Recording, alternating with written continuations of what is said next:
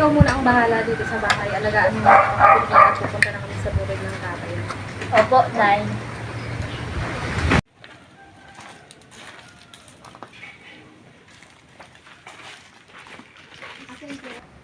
Asan si Ramon? Baka sinundan sila nanay sa bukid.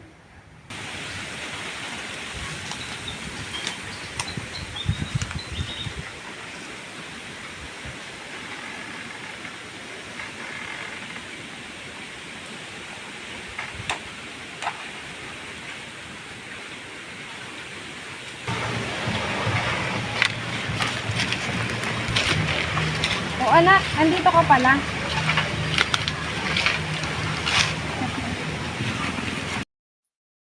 Anak, ang sining mo ay mas malakas pa sa salita.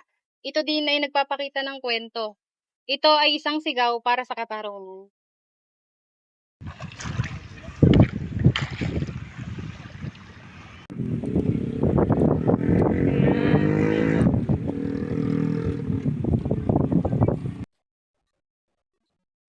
Mukhang sanay-sanay po kayo sa bukid, Mang Cardo.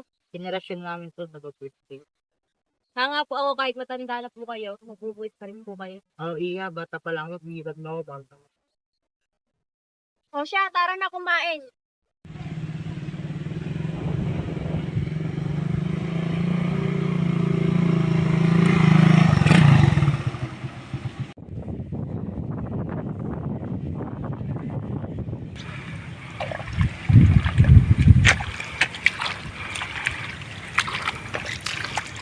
Bakit kayo nandito? Di ba matagal na namin kayo pinali sa lupang ito? Walang alis dito.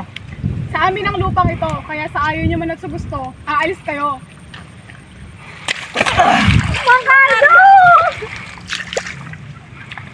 Sandali lamang ha, at hihintayin muna natin si Doña Rebecca at Don Roberto. Bago natin simulan itong about sa lupa.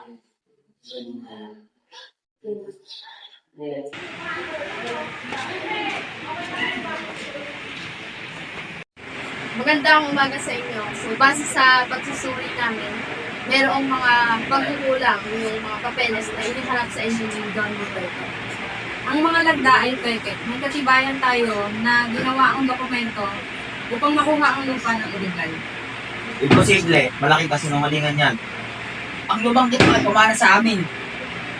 Kaya nga, Mang Cardo, ang lupang ito ay legal pa rin para sa pangalan ko. Hayaan mo lang mga kinaukulan ang magsagawa ng aksyon para sa mga katiwalian. Excuse me po. Sa texture ng lupa at tubig, halatang napakagaling. Emosyon ng mga magsasaka. Kahanga-hanga.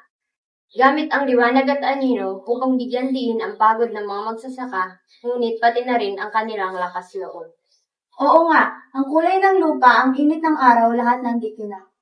Napakagandang mga painting na ito nakaka-inspire.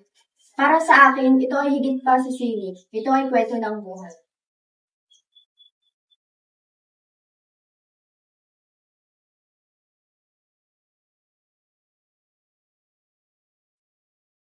Wow, these paintings are incredible.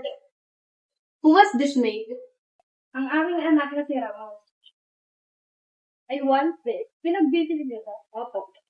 Bilin ko po ay display ko. Thank you po. Matutuwa ang mga magsasaka niya.